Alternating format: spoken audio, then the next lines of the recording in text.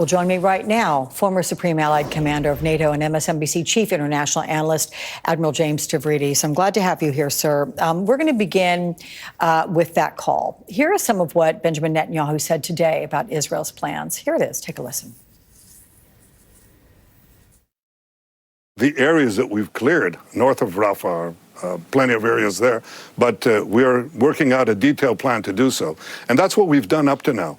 We're not cavalier about this. This is part of our war effort to get civilians out of harm's way. It's part of Hamas's effort to keep them in harm's way. Those who say that under no circumstances should we enter Rafah are basically saying, lose the war, keep Hamas there. Let me ask you, what do you make of the fact that there are these details of the phone call and the fact that at least they talked? It has been over 3 weeks. That's a good sign?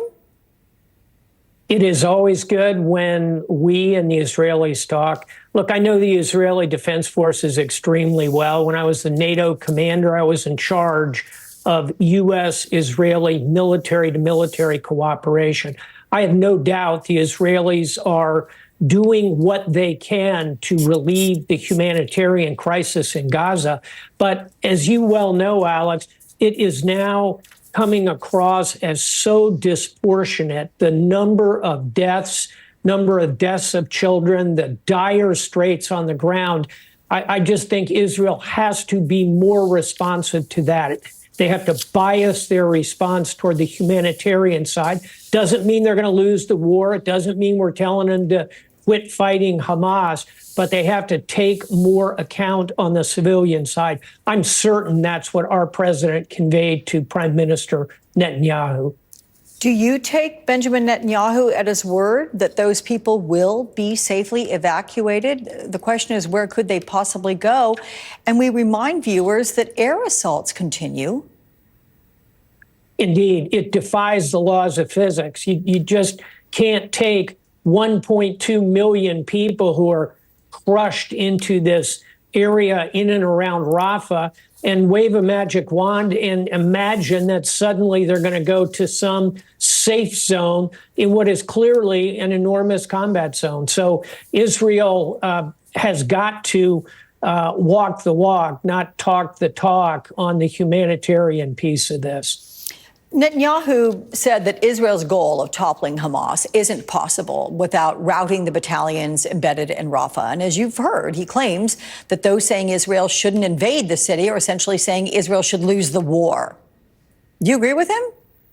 I don't. I would say what, at a minimum, he could consider is putting a cordon around, coming in through the tunnels, using unmanned vehicles to get into those tunnels, try and encroach gradually. But the idea of launching a conventional attack into this 1.2 million person conglomeration, overwhelmingly of refugees, half of whom are probably children under the age of 18, it's untenable. So Israel needs to go back to the drawing board and figure out how to solve the humanitarian piece of this before they can simply prosecute the military side of it. And by the way, I say all of that with immense sympathy for Israel in the wake of the attacks they suffered on October 7th. Now they have got to put that humanitarian piece of this at the top of the agenda. Netanyahu hasn't provided details for a timeline for this ground invasion, hasn't said whether the Palestinians who are evacuated would then be able to return to Gaza after the war ends. So what could Israel be planning for the displaced Palestinians? What could Netanyahu's endgame be here? The best case would be for Israel to, in fact, create some monitored safe zones in the northern portion of Gaza, where they have done a pretty thorough job of eliminating Hamas. But that's going to take time, Alex. And the way the prime minister speaks, it sounds like this attack on Rafah is imminent. I think this is going to be a matter of weeks, if not months, to move that civilian population. And again, 1.2 million people, very difficult problem.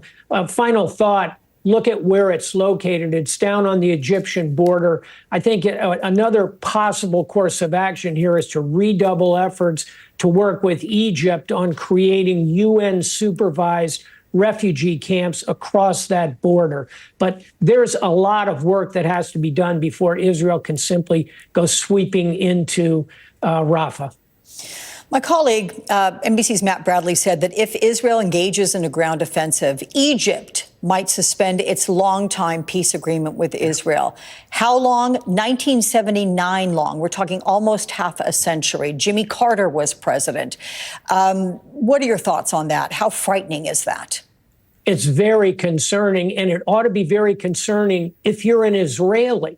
They have had decades of reasonable diplomatic relations with Egypt. And by the way, Jordan will probably not be far behind. And you probably start to blow up the relatively new relationships that have been created, for example, between Israel and some of the Gulf Arab states. And oh, by the way, you can simply table the idea of the Saudis recognizing Israel. They signaled today that an attack on Rafah would simply freeze that process. Last thought, Alex, it'll also bring to a complete halt any negotiations for the hostages. So for a host of reasons, all the humanitarian things we discussed, the geopolitical, and the fate of these hostages, I would counsel my Israeli friends, hit the pause button here.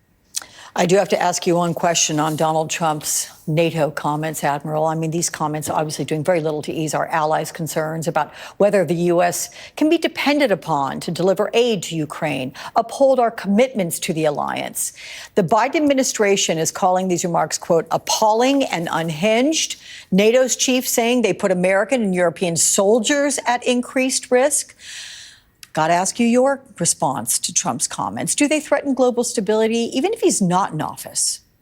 100% threatening global security, because there's a growing presumption around the world that he has a very real chance of returning to the White House.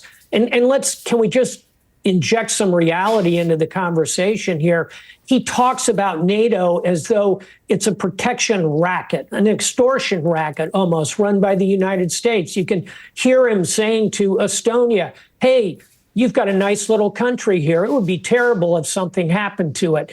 That's not how alliances work. And by the way, let's do the numbers for a minute. The European collective defense budget is over $300 billion. It's the second largest defense budget collectively in the world. It's a bigger defense budget than China's. It's triple the defense budget of Russia. So, yes, I'd love to see the Europeans get to that 2% goal across all 32 nations in NATO. I think they will. But the way to get there is not by telling Russia to invade them and have its way with them. It's a disgraceful set of comments by the former president. And again, as the White House called them, appalling and unhinged. Admiral, always good to see you, my friend. Thank you so much for weighing in on all of that.